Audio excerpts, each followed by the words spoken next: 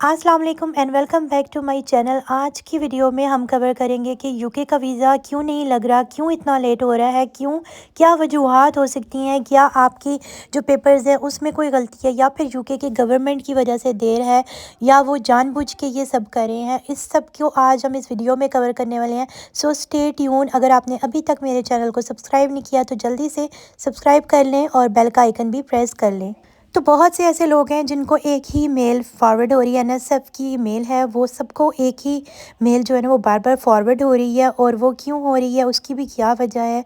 और आगे चल के ये कितना और डिले होगा वो भी आज की वीडियो में कवर करने वाले हैं हम। और अगर आपको 1 महीना या 2 महीने से ऊपर हो चुके हैं वीज़ा अप्लाई के लिए और कोई आंसर नहीं आ रहा, तो आपको क्या करना चाहिए सर, जिसकी वजह से आपको आंसर तो आए। अगर आपको रिजेक्ट होना है या नहीं होना आपको पता तो चले। बीच में आप, वही बात है कि इंसान समझ नहीं पा रहा होता कि हम आगे जाएं पीछे जाएं, बिल्कुल बीच में, बीच का रास्ता काफ़ी डिफ़िकल्ट होता है। तो समझ से बाहर है कि क्यों ये डिले हो रहा है। तो अब आ जाते हैं इस पॉइंट के ऊपर कि क्यों इतना डिले हो रहा है, क्या वजूहत हो सकती हैं। सबसे मेन रीज़न जो आप सबको भी माइंड में आती होगी और बाकी सबके भी माइंड में आती होगी, क्योंकि इतना ढेरों की तादाद में लोगों ने अप्लाई किया है कि इस साल इतने लोगों ने अप्लाई किया क्योंकि उनको पता था कि फ़ीस बढ़ने वाली है। सो उन्होंने, जिन लोगों ने नहीं भी अप्लाई करना था ना, उन्होंने भी चांस के ऊपर ना अप्लाई कर दिया। तो इतनी ज़्यादा एप्लीकेशन उनको वसूल हो चुकी हैं कि उसकी वजह से भी, आपको पता है पहले भी यूके की जो गवर्नमेंट है थोड़ी सी लेज़ी है और वो इन कामों में काफ़ी जो है ना वो टाइम लेती है, टाइम टेकिंग होता है ये वाला प्रोसेस। लेकिन पहले भी ये थोड़ा लेट करते थे, लेकिन इस दफ़ा ज़्यादा लेट होने की वजह ये भी हो सकती है कि बहुत ज़्यादा एप्लीकेशन इकट्ठी हो जाने की वजह से उन लोगों से वो मैनेज नहीं हो पा रहा, या फिर वो उन लोगों को, कुछ लोगों को बीच में से रिजेक्ट करना चाह रहे हैं। क्योंकि आप सबको भी पता है कि ये मेन रीज़न जो उन्होंने फ़ीस जो है ना बढ़ाई है एनएचएस की, जिसकी वजह से काफ़ी कम लोग जो है ना वो यहाँ पे आएंगे अब, क्योंकि एक तो फ़ीस की वजह से और दूसरा यूके के जो हालात हो रहे हैं ना उसकी वजह से। तो उनको ये भी है कि वो, उन्होंने उनमें से कुछ लोगों को रिजेक्ट भी करना है, और जो जिन लोगों को रिजेक्ट करना है वो दोबारा अप्लाई नहीं करेंगे, क्योंकि ज़ाहिर सी बात है कि वो फ़ीसेस जो है ना वो बढ़ चुकी हैं। तो जिन लोगों ने पहले से अप्लाई किया हुआ था वो बहुत ज़्यादा तादाद में हो चुकी थी, जिसकी वजह से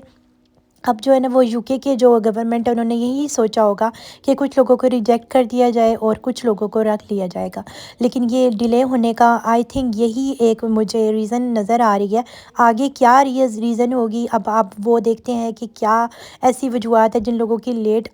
हो के लग के आएंगे, तो वो क्या बताते हैं कि हमें क्या लेट होने की क्या वजूहत बताई है, तो वो भी बताएंगे। तो फिर आप सबको पता चलेगा कि असल रीज़न क्या है। लेकिन फ़िलहाल जो हम सबको समझ आ रही है वो यही है कि काफ़ी ज़्यादा जो है ना डिले इसी वजह से हो रहा है कि जो एप्लीकेशंस है वो बहुत ज़्यादा इकट्ठी हो गई हैं। और एक और रीज़न जो बहुत ही एक मेन रीज़न है, आप सबको एजेंट भी बताएंगे और मैं भी आप सबको अपनी वीडियो के लिहाज से बताऊंगी कि एक मेन रीज़न ये भी होती है कि आपकी जो बैंक स्टेटमेंट होती है ना, वो इस चीज़ में काफ़ी अहम किरदार अदा करती है कि आपकी बैंक स्टेटमेंट में कितने बैंक्स में आपने कितने बैंक्स की स्टेटमेंट लगवाई है। अगर आपने 2 बैंक, 3 बैंक, 4 बैंक, कितने बैंक्स की स्टेटमेंट आपने लगाई है, तो उन सारे बैंक्स के साथ उन्होंने वेरीफाई करना होता है। तो जब तक वो वेरीफाई नहीं करेंगे तो आपका वीज़ा एक्सेप्ट नहीं होगा। तो उसके लिए भी ये टाइम टेकिंग होता है, बीच में छुट्टियां भी आ जाती हैं और भी सारे रीज़न्स हो सकते हैं जिसकी वजह से टाइम टेकिंग काफ़ी ये लगता है। और इसकी वजह से भी जो है ना ये डिले होना बनता है कि जब आप वेरीफाई हो जाएंगे तो उसके बाद ही आपको जो है ना वो आगे आंसर मिलेगा कि आपका वीज़ा एक और लगा बात, या जो नहीं यूके लगा। की जो गवर्नमेंट है वो बहुत ज़्यादा उन्होंने अपने रूल्स सख्त कर दिए हैं इस मामले में कि बैंक स्टेटमेंट जो है ना वो आपकी अथेंटिक होनी चाहिए। अगर वो फेक होगी तो आप पकड़े जाएंगे। वो कैसे, वो भी मैं आप सबको बताती हूँ कि बहुत से आजकल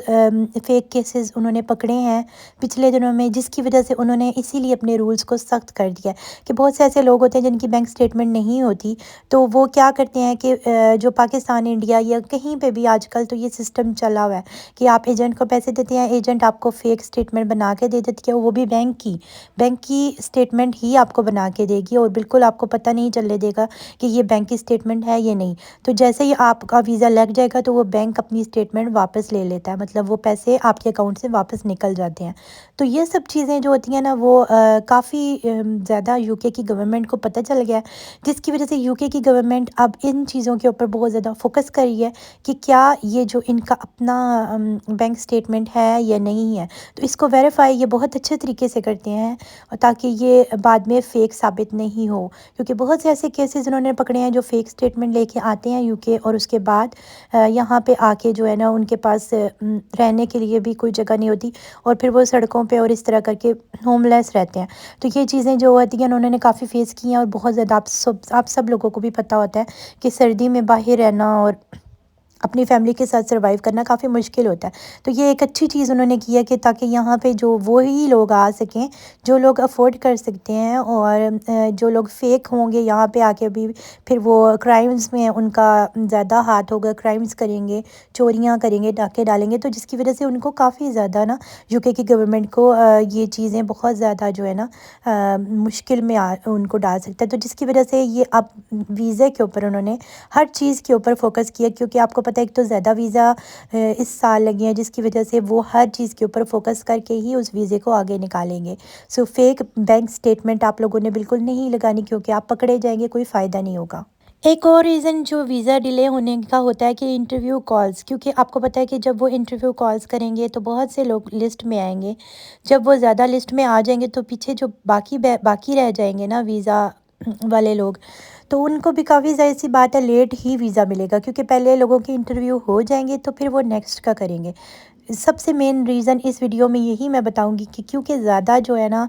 بہت زیادہ اپلیکیشنز اکٹھی ہو گئی ہیں، جس کی وجہ سے انٹرویوز بھی لیٹ ہو رہی ہیں، بینک اسٹیٹمنٹ کو بھی انہوں نے ویریفائی کرنا ہوتا ہے، اور باقی جو ریزنز میں نے بتائی ہیں وہ سب ریزن ہونے کی وجوہات یہی ہے کہ کیونکہ